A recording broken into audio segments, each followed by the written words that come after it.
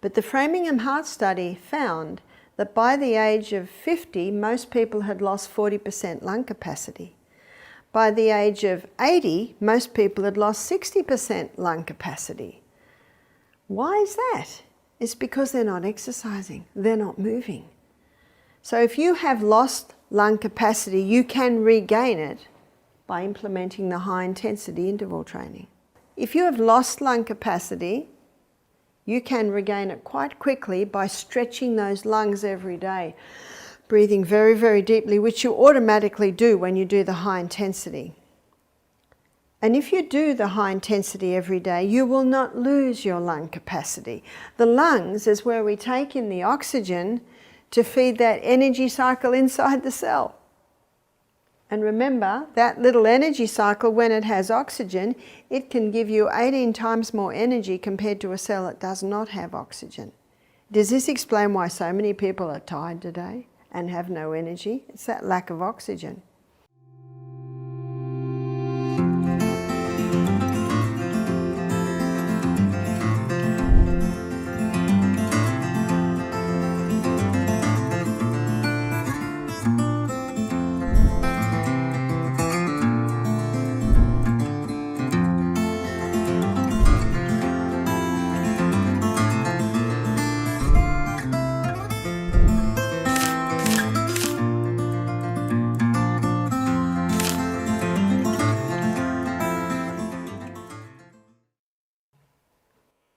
On page 127 of the Ministry of Healing, one of my first health books, the author says that the 8 laws of health are the true remedies.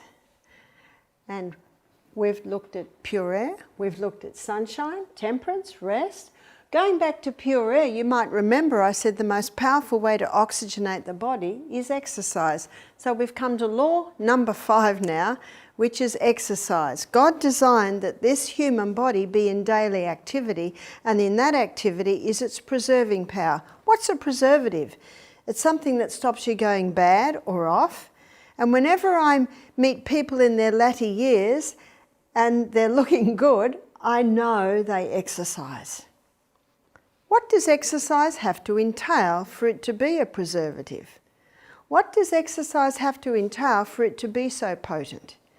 Well, there are a few requirements, but what I'm going to introduce you now to is a type of exercise that is the most potent, the most powerful, and yet the shortest. It's the high intensity interval training. As the name implies, these are intervals of high intensity and intervals of recovery, often called HIIT. It's a very popular form of exercise today, and you're about to find out why. So let's have a look, let's define it first. So you've got high intensity. What's high intensity? High intensity. So it's anything that gets your heart rate up or respiration increased. So this can be running up hills, this can be push-ups, this can be jogging on the rebounder, this might be swimming very fast, this might be walking up a very steep hill. It's anything that increases the respiration and increases the heart rate. Recovery. So what's recovery? For my husband and I, we run up the hills at Misty Mountain and then we walk down the hills. So there's our recovery time, is walking down the hill. What the research shows is that if you are doing something in your recovery time, it's more potent. So if you're not running up hills, if it's the exercise bike, in fact most of the research has been done on exercise bikes, and the beauty is the person's holding on, so if their balance isn't really good, they've got something to hold on. If there are ankle problems, knee problems, hip problems, you haven't got as much weight on the knee, hip and ankle as you are if you're walking or running. So they're holding on and they can cycle for their life for the 30 seconds and then maybe slow cycling. If you're walking up a hill and you're halfway up and you're needing a rest or you're ready for your recovery, it might be just moving the upper body. So I do this 10 down, 10 up, 10 back, 10 forward, and then your arm circles. So doing your upper body.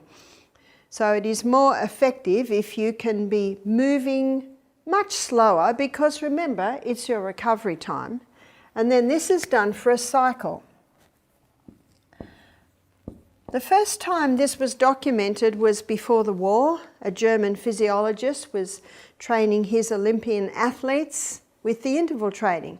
He did it because he found when it came time for the event, they had an edge. They went a little bit longer, and isn't that what it's all about? Because in, for instance, the Olympic Games, it's the best from every country, and sometimes there's a split-second difference between first and second. A lot was lost in the war. And the next time it was documented was Tabata, who was a Japanese trainer, and he was training his figure skating athletes. And he found that the interval training again gave them an edge. And what he got his girls to do was a 20-second, very high intensity with a 90-second recovery for a cycle of 6. So this is doing it 6 times. High intensity recovery, going like that in a cycle.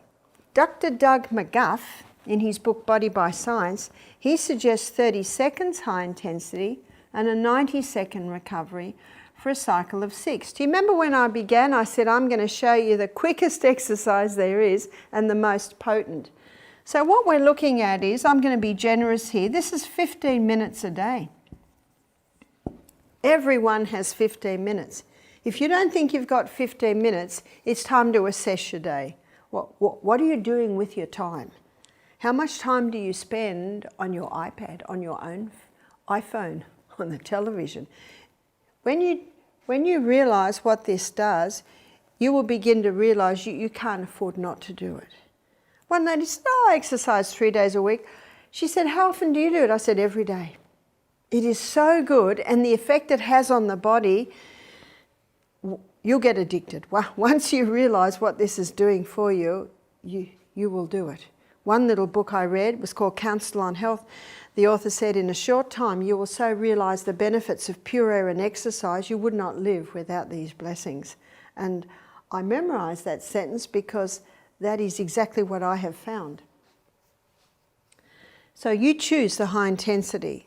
It's whatever you can do. Your recovery time is your indicator of your fitness. In his book Pace, Dr. Al Sears, he gives a story of a lady who did she started with 7 seconds. 7 seconds high intensity, and she needed 15 minutes to recover. Now, not many people are quite that unfit, but if you are, notice his book Pace, the first word P means progressive. This is progressive. What you cannot do now, you will be able to do. Just keep at it, keep at it. Maybe the next day she can do 8 seconds high intensity, and her recovery time, instead of being 15 minutes, will be 13 minutes. That's why it's a good idea to write your times down, because it will be very encouraging for you when you see the progression in your own fitness. What I'm very thankful to Doug McGuff for is he takes you inside the cell. So we're going to go inside the cell and have a look at what's happening with the high intensity interval training. So remember, the glucose goes in, it goes through a 20-step pathway, and the 20-step pathway gives us 2 units of energy. This is the anaerobic pathway, which we looked at earlier. The end result of the 20-step pathway is a chemical form of glucose called pyruvate. And pyruvate, as the chemical form of glucose, it gets fed into what's called the powerhouse. We call this part of the cell the powerhouse because of its ability to give us 36 units of energy. We also defined how this is the aerobic pathway. Aerobic meaning this is the pathway that uses oxygen. Earlier in the week, we looked at how glucose goes to the liver, and the liver, number 1, sends it to the cell. Number 2, it's stored as glycogen. And number 3, if there's any left over, it's stored as fat. We also discussed how the high carbohydrate diet, releasing so much glucose, is one of the reasons so many people are overweight today.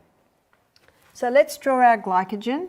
Glycogen is another name given to quick release glucose stores. So these are little molecules of glucose just sitting in the muscle cell particularly, waiting to be called on. And then we've got our fat stores. So what I want to show you how the high intensity interval training can give a reversal of the process we saw earlier. What I didn't tell you earlier was that this is a very fast pathway. And this one is a very slow pathway. But as you're sitting right now, these pathways are feeding quite nicely into each other. But when you're running for your life with the 30 seconds high intensity, if you don't think 30 seconds is very long, try it. When you're running for your life, it seems forever. So let's say we're getting to the end of our first set of 30 seconds high intensity. It's early morning, which is the best time to exercise. Don't exercise after you've eaten, because most of your energies is going to your stomach. And if you exercise then, the body's going to try and pull some of the energy that should be digesting down to your muscles, and you're going to get a little bit of a war there. Best time is early morning, especially if you've had a good night's sleep, especially if you are well hydrated, which is vital to be able to release these little glycogen stores. So we're to the end of our first set of high intensity. We need fuel. And so what the body does is it plucks those little glucose molecules and feeds it down the energy pathways. Plucks another one, feeds it down. Plucks another one, feeds it down. That's where we get the energy. That's how I had the energy to run up the hill this morning. By the probably third set of high intensity, the glycogen stores have run out. What's the body going to do now? It's got more fuel, more stores, there's more fuel in storage. Here it is over here. The most amazing fuel depot in the human body are the fat cells. And because the body's needing that fuel, the pituitary gland releases the human growth hormone. The human growth hormone is active while we're growing. It's probably not a surprise to you that I haven't grown since I was 16. My son William grew 2 inches from 19 to 22. Boys can often be growing a lot later. Once we stop growing, the human growth hormone goes into retirement until it's called upon.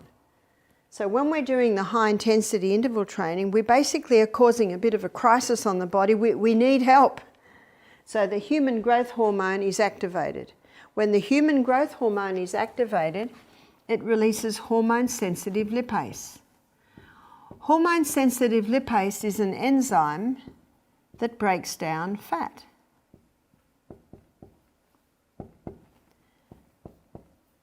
When we look at fats and how they're digested, in another lecture, we will see that sublingual lipase breaks down saturated fat, and pancreatic lipase from the pancreas breaks down polyunsaturated fats. This lipase breaks down our fat stores. The human growth hormone causes a release of hormone-sensitive lipase, which allows these fat stores to be released. The human growth hormone stops burning glucose as fuel and becomes a fat burner. The reason for this is that glucose, it runs at 4 calories per gram. Whereas fat, it runs at 9 calories per gram. Now this information is in psychedelic colours in every weight loss book as the reason why we should stop the fat if we want to lose weight. You've probably heard that theory. But what they don't understand is what a calorie is. A calorie is a unit of energy. So if you want a high energy food, what do you eat? Fat. Dr. Robert Atkins, he blew calorie counting to the wind. He showed very clearly that you can have a 2,500 calorie a day diet that is all carbohydrate and you can put on weight. And you can have a 2,500 calorie a day diet that is predominantly fibre, proteins and fats, and you can lose weight because there's calories and there's calories. We also looked at how the brain loves fat as fuel because look, fat's going to give more than twice the units of energy that glucose will give. No wonder when the body really starts moving, it stops burning glucose as fuel and it becomes a fat burner. The human growth hormone also increases the body's ability to utilise protein. In this series, we've looked at the importance of protein. We looked at how 50% of the membrane around every cell is protein. We looked at the importance of eating sufficient protein to build muscle. Protein is an essential nutrient, so it's important to eat adequate protein. It's important not to drink with your meals. If you drink with your meals, you water down the digestive juices that break down your protein. We're going to look at this in detail when we study the gut. So we need to be eating adequate protein. We need to be drinking between our meals and not with our meals. But also implementing the high-intensity interval training causes a release of the human growth hormone, which increases the body's ability to break down protein. The human growth hormone also increases the circulation of the blood to the skin. This slows down aging. This slows down the wrinkles. This also ensures blood supply to the extremities. I'm surprised at how many people, especially women, have cold feet. I said, don't let your feet get cold. One lady, she said, oh, my feet are always cold. She does not exercise. When you exercise, you increase the circulation of the blood to the extremities and absolutely to the skin. The movie stars pay $1,000 a week for the human growth hormone because their profession, their work is dependent on them looking good. Well, I'm offering it to you cut price today. Only 15 minutes high-intensity interval training a day will cause a release of the human growth hormone and you will receive all the benefits. That human growth hormone remains active for 24 hours. That's a bargain. So when the human growth hormone is released, then the fat stores start getting used. So remember what I said, we've got a reversal of this process. So ideally, when we eat breakfast like a king and lunch like a queen, when we eat a lower carbohydrate diet and have high fibre, generous proteins and healthy fats, and go to bed with an empty stomach, then we get up in the morning and do our high-intensity interval training, using up all our glycogen stores and maybe a few of our fat stores. When we eat our breakfast, all we're doing is replacing the glycogen stores and there's no excess glucose to go over to fat stores. It's the most powerful weight loss program. We had a man do our program and his name was Lee. And he said to me, I am very intrigued by this because he said, I used to be obese. So I'm going to give it to you in kilos. I know kilos. I know pounds are almost double. So he was, let's say I'm 50 kilos, which would be about 100 pounds. So what he was 150 kilo. That's almost 300 pounds. He said, I was obese. He said, living the good life, too much wine, too many big meals at night. He said, I realised that. I'm a businessman. He went to the doctor and the doctor said, you gotta go on meds. Your blood sugars are getting too high, your blood pressure's getting too high.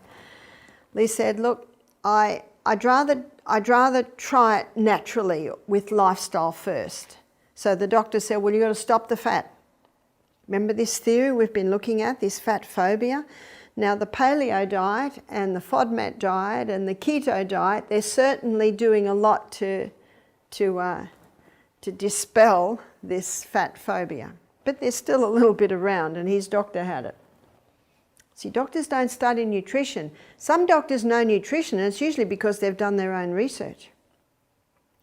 So he said he wasn't eating much fat. He stopped the last of it.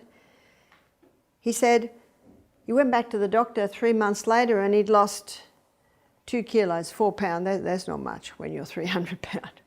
Doc said, no, it's not working. We've got to put you on the meds. Lee said, give me one last try. So he went home and he Googled. He Googled effective weight loss strategies. And he found the paleo diet. He found the keto diet. He went into the archives and found the Atkins diet. He said it sounded extreme, but he thought, I've got nothing to lose. So he got his carbohydrate level right down. He started to eat a lot more vegetables. He was having the meats, butters, creams, cheese, eggs, and he implemented an exercise program. He said he was amazed at how the weight was just coming off him. You can see why. He's not having a lot of carbohydrates. So every meal, he was not putting the weight back here because he had a low carbohydrate diet. And every day with his exercise, he's eating away at the fat stores. And even when he wasn't exercising, because he wasn't giving his body a lot of carbohydrates, whenever he even did brain work or anything that required energies, his fat stores are getting broken down. He was excited. He went back to the doctor three months later, and 3 months later, he had lost 40 kilos. What's that? 80 pounds. The doctor said, this is impressive. Stay on that fat-free diet. Lee decided not to tell him yet. He wanted to get to his ideal weight before he told the doctor what he was doing. But by the way, his blood sugars had come right down. His blood pressure had come right down. All his levels were looking very good. He continued on the program. He continued on the program until he was, I think, 90 kilos. What's that, 160 pounds? And for his height, that was quite a good weight. He said, I've got my mother out of aged care now. He said, I'm looking at getting her on track. But he said, what you've done is you've shown me why. You've shown me why I had those results. So with it's called time-restricted eating, eating twice in a 6-hour period. So that's eating your breakfast like a king, lunch like a queen, and then at night, very, very lightly, if at all. But also at the same time implementing the high-intensity interval training. And you can see how it starts to eat away at the fat store, especially when the human growth hormone is released. But let me show you something else that's happening. So when you start to do your high intensity, your 20 step speeds up. That's not a surprise. And the 8 step speeds up. That's not a surprise. Now there's a rate setting enzyme in there that will always keep the 20 step faster and the 8 step slower. So what happens when a person's doing the high intensity? They're making too much pyruvate and it can't all be fed into the 8th step. And so the body stores it on the side as lactic acid. I'm sure we've all heard of lactic acid. In recovery time, when you're resting, cycling slow, on the rebounder just doing the health bounce, not leaping, walking down the hill, doing some twists or gentle stretches. In recovery time, the liver converts lactic acid back to pyruvate and feeds it in the powerhouse. You know what this means? When you're in recovery time, you're burning just as much fuel as when you're running for your life. But not only that, it's mopping up your lactic acid so you don't have those sore muscles that you would experience if you're doing the 5K jog. I think that's one of the best kept secrets about the high intensity interval training. What the researchers are showing now, and also the athletes, the trainers, that this gives their athletes an edge. And the edge is what we need. And I think we all realise that. So the exercise program is essential. the body must move. In his book Pace, Dr. Al Sears, he shows another aspect of the high intensity interval training. He shows that, and let me give you a description of pace, what pace means first, progressive. And he shows it is progressive. The more you do it, the fitter you get. The more you get it, the more you do it, the more you can do the high intensity, and your recovery time becomes less and less. That's the good news. So it's progressive. Acceleration, you are moving and you are moving fast. This is no gentle stroll. So when Michael and I are doing our high intensity, we're not talking about the day because we're running so fast. C in the word pace means cardiopulmonary. So cardio meaning heart. The stronger your heart is, the less it has to beat. The stronger it gets, the more blood it pumps with every beat, and that's why it doesn't have to beat so much. So you'll find as you implement this, test your pulse, test it every couple of weeks, and you'll find it'll start to come down. It is said we only have so many beats per lifetime. So little by little it comes down, down, down. That's cardio. Pulmonary is lungs. In the Framingham Heart Study, the Framingham Heart Study is an interesting study because it was done on and still is, on the little town of Framingham. About 30,000 people. This has been going for 30, 35 years. They set it up to prove that cholesterol causes heart disease, but it's not. What it's finding is that people with low cholesterol levels are having heart attacks. We had a lady from England do our program who'd had a stroke, and they found that her arteries were clear. She was very stressed out, and high stress can constrict those blood vessels as well. So what this Framingham Heart Study found though, it found that people with high cholesterol levels don't get Alzheimer's. And when we looked at cholesterol, we looked at the fact that the brain loves fat. It's the fattiest organ in the body. And remember, fat will give more than twice the units of energy compared to glucose. But the Framingham Heart Study found that by the age of 50, most people had lost 40% lung capacity. By the age of 80, most people had lost 60% lung capacity. Why is that? It's because they're not exercising, they're not moving. So if you have lost lung capacity, you can regain it by implementing the high intensity interval training. If you have lost lung capacity, you can regain it quite quickly by stretching those lungs every day, breathing very, very deeply, which you automatically do when you do the high intensity. And if you do the high intensity every day, you will not lose your lung capacity. The lungs is where we take in the oxygen to feed that energy cycle inside the cell. And remember, that little energy cycle, when it has oxygen, it can give you 18 times more energy compared to a cell that does not have oxygen. Does this explain why so many people are tired today and have no energy? It's that lack of oxygen. So having a look at pace, progressive acceleration of cardiopulmonary exertion. You are exerting yourself. A couple of other books that talk about it. So you've got Pace by Dr. Al Sears, where he gives some different slants on it. You've got Body by Science by Dr. Doug McGuff. And you've also got Fast Diet and Fast Exercise by Dr. Michael Mosley. And when he talks about the fast exercise, he talks about, of course, the high intensity interval training. He gives a story of a young man who was an athlete when he was at school. He was one of the fastest runners. He went into med school and the games were coming up, and his friend said to him, have you put your name down? And they said, and by the way, you're not at the training sessions. He said, I don't have time. He said, I've got so much study to do with my medicine. So what he would do, he would study, and then he would start to get tired. He would jump up and he would run right around the oval, run back into his room and go back to his studies. And sometimes he did this 2 or 3 times in the hour, especially in the afternoon when he's feeling a little bit sleepier. As the games are nearing, he thought, I love my running. I'm going to put my name down. His friends laughed. They said, we're going to beat you this year because you're not training. He said, oh, well, I'm just going to give it a go. He won the race. And they were shocked. How did he win the race? He was actually shocked.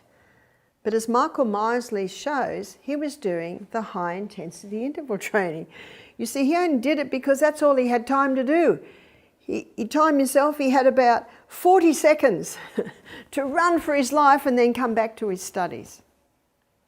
It's a very powerful form of exercise. You look at the children in the schoolyard or the school playground, I don't know if that's what you call it. I know when I was a little girl, we'd do hopscotch. When it's my turn, I'm doing high intensity. And then I have a rest. Skipping rope. When I'm skipping, I'm doing the high intensity and then it's my turn to hold the rope. Also elastics, you know, we'd have 2 girls that have elastics around their legs and one girl would jump in and out. We'd do the high intensity. You look at the basketball game, the soccer game, they're all moments of high intensity and then periods of recovery. Let's go to the African plains. No animal jogs, have you noticed? They either go for their life or they stop. And that's why they say don't get out of the car, because even though those lions may look like they're sleeping, if they were to see something that they could eat, they would move very fast. And science is now showing it is the most effective form of exercise. So the children do it. They run for their lives or they stop. Notice how the children run. They run on their toes. They don't run on their heels. There's a book called Body by Science by Dr. Christopher McDougall, and his book became a bestseller, very famous. He was a runner, and he noticed that his lower back and his hamstrings were always sore. So he wanted to know why. So he decided to stop work, I think, for 3 months and do a worldwide journey investigating runners. He also looked at history, and he found in 1960, 1964, there was an African runner who took home gold in both Olympic Games, and he was a barefoot runner. He was immediately intrigued. And then he found, I think it was in Mexico, he found this group of people that just love running and they always run barefoot. He found another couple of barefoot runners. He also discovered that none of these people that are barefoot running have hamstring, pelvic or lower back problems. They just don't have them.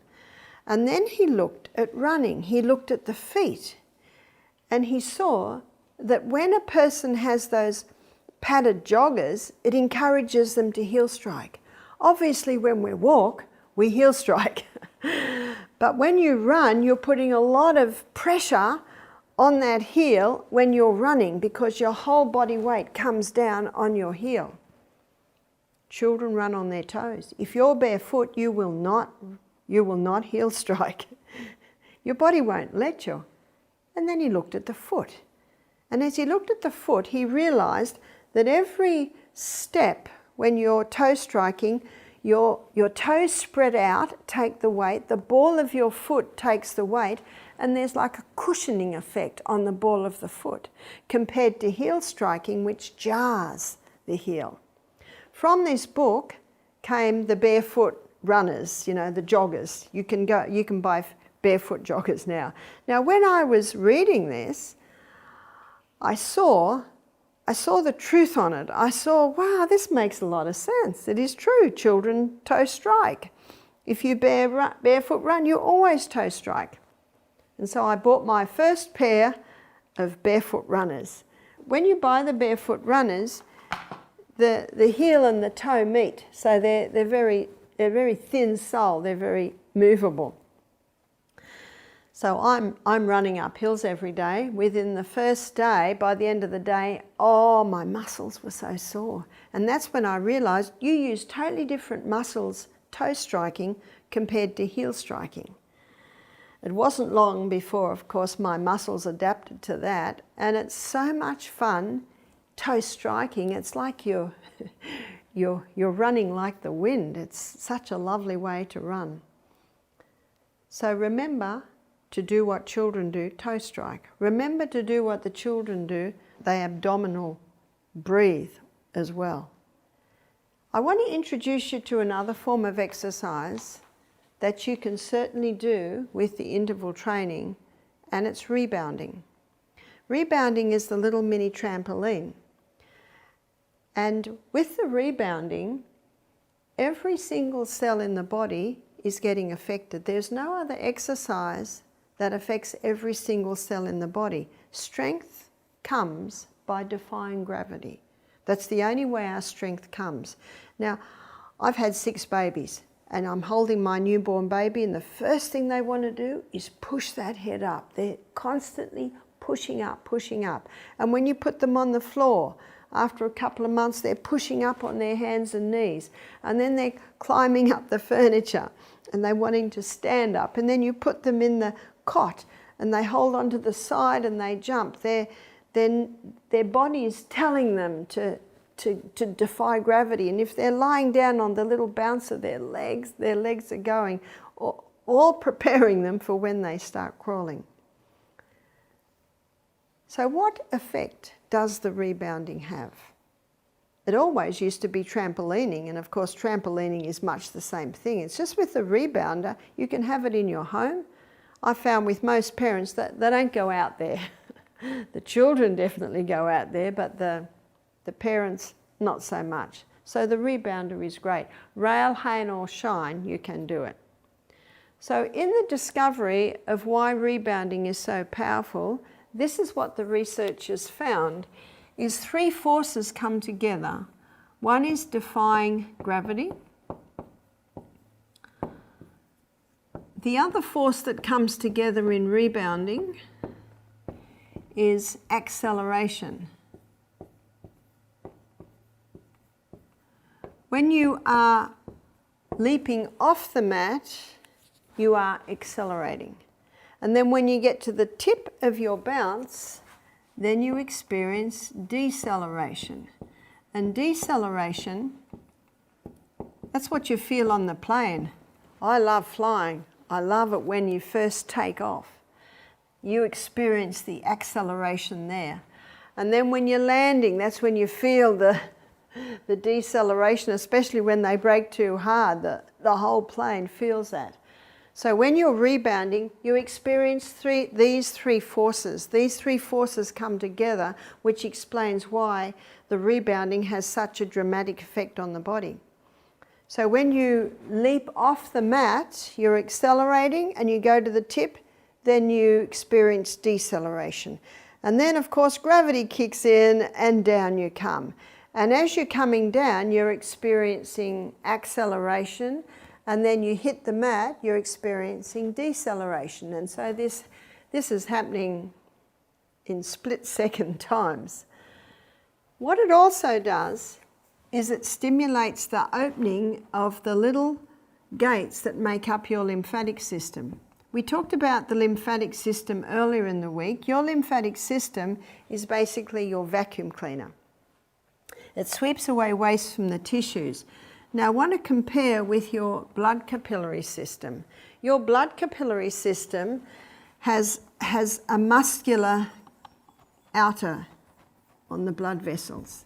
Now the reason there's a muscular coating around the blood vessels is that when that heart pumps, you get a reverberation all through the body. And so that blood is being moved. Leviticus 17:11 says the life of the flesh is in the blood. Now the blood contains white blood cells, they're your internal army. The blood contains water, it contains nutrients, it contains oxygen. So the blood is the delivery system to every cell in the body. Any part of the body that doesn't have blood, it can quickly die because the blood's the life of the flesh. So you've got this strong pump that pumps it all through the body, and all the the blood system has this little muscular surrounding on the blood vessels. Have you ever wondered how the blood gets back to the heart? We have a second heart, and that is your calf muscle. I was at a seminar once by Dr. Jonathan Gibbs, and we were listening to this man. He's got 3 PhDs, and one is on the effect of exercise on the cell. Fascinating listening to him. He could see everyone was getting a little bit sleepy, so he said, "Okay, everyone stand up." He said, "Barbara, show us the second heart." And I just went like this. I just went up and down, and he laughed. He said, "Yes, the calf muscle is the second heart." That's why when people are inactive, when people are sitting down all day, sitting at desks all day, that second heart doesn't move the way it should. And when that second heart is not moving the way it should, that is contributing to varicose veins. The blood is tending to pool there. There is certainly a genetic factor there, but remember, genetics loads the gun, but it is lifestyle that pulls the trigger. And I know on the plane they often tell you, move your foot, because when you move your foot up and down, your second heart, I should say, your calf muscle starts to move. When you are rebounding, it's that second heart, that calf muscle, is the main muscle responsible for getting you up in the air. So your blood capillary system has a pump, and that is the heart. And whether you are running up a hill, whether you are just sitting down, that heart begins to pump. It just does not stop. But your lymphatic system doesn't have a pump. And your lymphatic system does not have a muscular coating. So we need to stimulate our lymphatic system. You hear a lot about the blood system, but you don't hear a lot about the lymphatic system. And yet the lymphatic system is important, because the lymphatic system is our body's vacuum cleaner. It sweeps away waste from the tissues. So we need to vacuum our house every single day. Movement, just even moving your arms and legs, does stimulate your lymphatic system, but nothing stimulates it like rebounding. So when you're on the rebounder, when you're up to your tip of your bounce, you've just gone through acceleration and you're experiencing deceleration now, every gate opens. Every gate in your lymphatic system opens. And when you come down and hit the mat, every gate closes.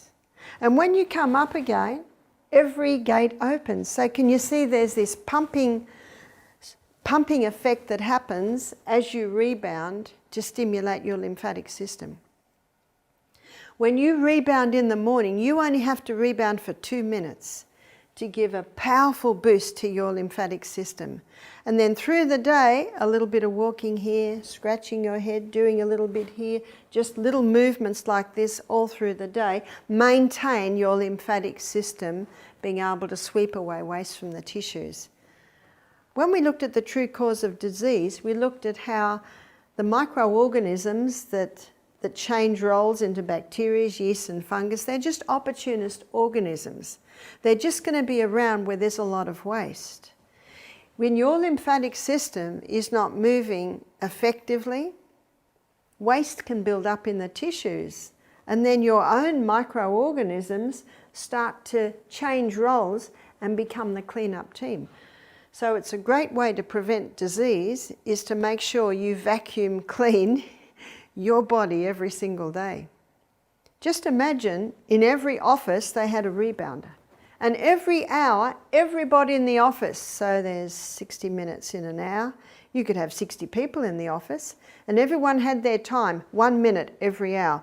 I would like to suggest that the office would probably close by 3 o'clock. Everyone would be going home by 3 o'clock because all the work was done. Especially in the afternoon with a big carbohydrate meal in their stomach. Maybe they had sandwiches, maybe pasta, maybe some donuts. Whoa, that's one of the main reasons why so many people get tired in that mid-afternoon. But if everyone had low carb, high fibre, generous proteins and healthy fats and were doing the rebounder every hour, they would find that their efficiency at work would be so much improved. So that's what the rebounder does.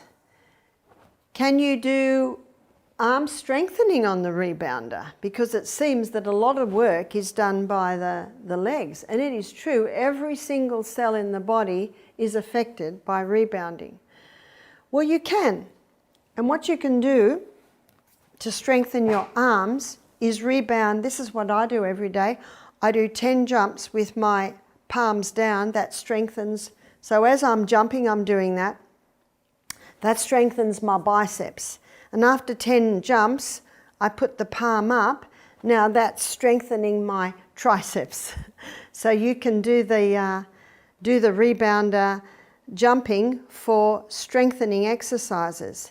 See, these are your bone strengthening exercises. These are your muscle strengthening exercises. One lady said, I went to rebound, but I've got incontinence and I felt a bit of urine leak out, so I'm not going to do that. I said, that's the very muscle that it strengthens.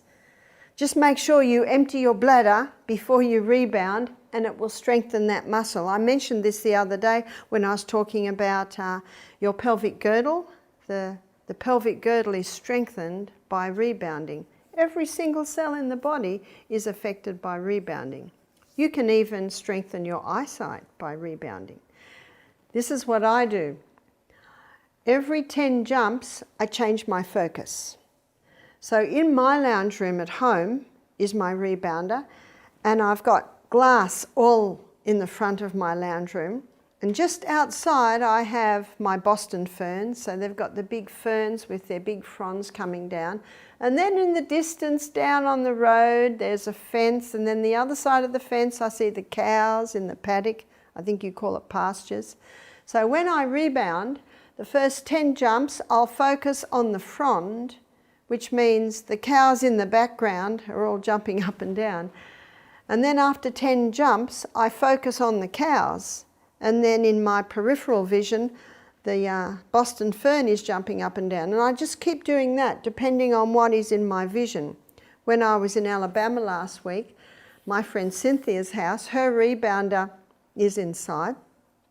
And she's got little glass window panes with white around them. So it was easy to focus on them, and her garden in the distance was jumping. And then I'd focus on her garden in the distance, and then the window frames would jump. So depending on where your rebounder is and what's in your vision, you can strengthen your eyesight by doing that. Eyes are deteriorating far too long, and we did talk about that in a previous presentation where people are having too much short range. One old doctor said, we need to spend more time gazing at the mountains, gazing at the trees in the distance. And by doing that, we can strengthen our eyesight. So eyesight can be strengthened, your arm muscles can be strengthened, and sometimes I'll go like that, and of course you can twist, and that helps the spine. I think it's important to have a balanced type of exercise. So we do the high intensity up and down the hills. We do a couple of minutes on the rebounder, and also push-ups and core strengthening exercise. I find that you have to make an appointment with yourself, because if you don't make an appointment, you won't do it. So my appointment every morning, I wake at 5, I exercise at 6, and because I also dive in the creek on my way home, I don't get home till 6:30. And then I do a quick prep for breakfast. Maybe I've already got my lentils cooking, and then by 7 o'clock we're able to eat. I think it's my nurse's training that I keep to a schedule. I found too, when I was homeschooling my 6 children at home in the rainforest, if I kept to schedule, I was able to get everything done. So make an appointment with yourself. Find out what exercise works best for you and take time to do it. The best time to exercise is early morning, because you've got no food in your stomach. Make sure you're well hydrated. But also you will reap the benefits all through the day.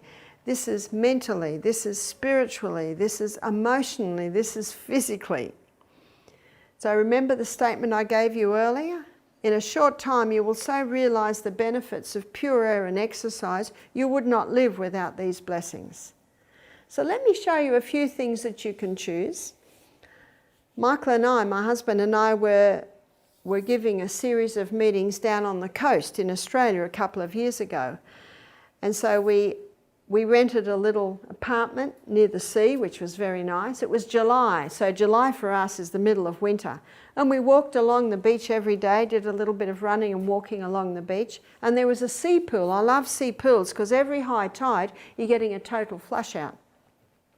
So every morning, he would hold my towel while I had the dip in the sea pool.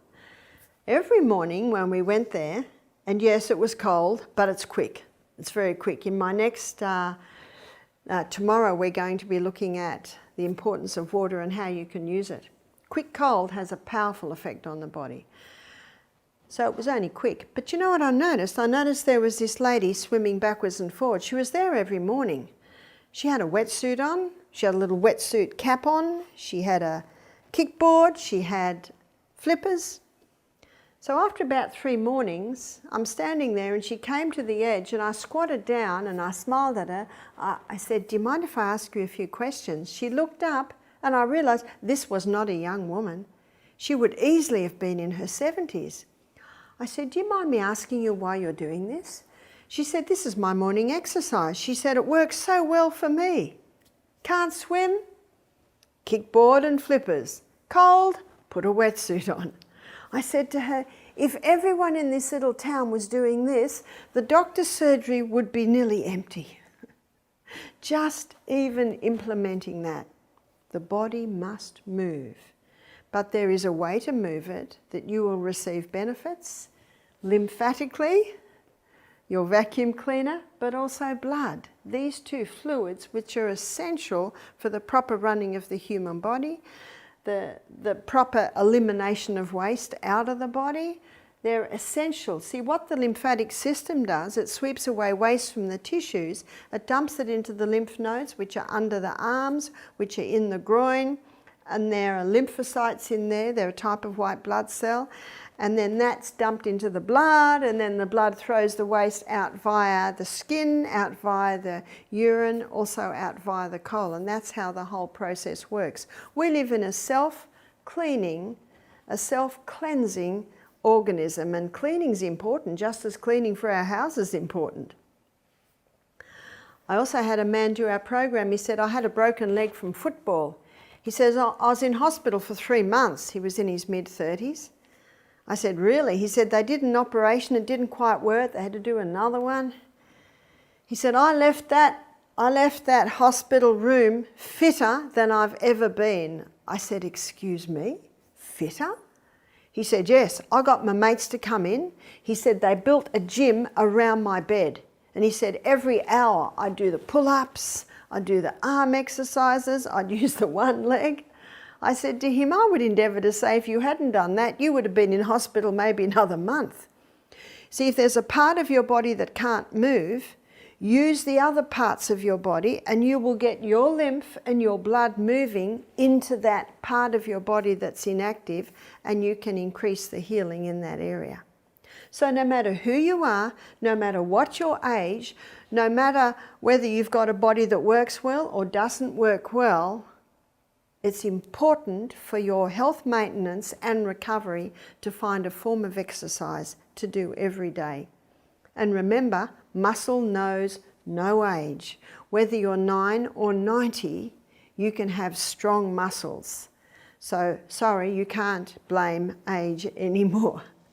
Dr. Neil Nedley, when he has a person, and he's written the book Depression A Way Out, when he has someone who's very depressed, schizophrenic, he puts them on 7 hours of exercise a day. That's a lot of exercise. That's not 7 hours of high intensity interval training. That's maybe walking around the town, maybe walking up the hills. He said after 7 days of 7 hours exercise a day, they are so improved they can go to a 1 hour a day maintenance dose or 15 minutes high intensity interval training. That's cheap medicine, isn't it? I trust you've been inspired to implement exercise in your life.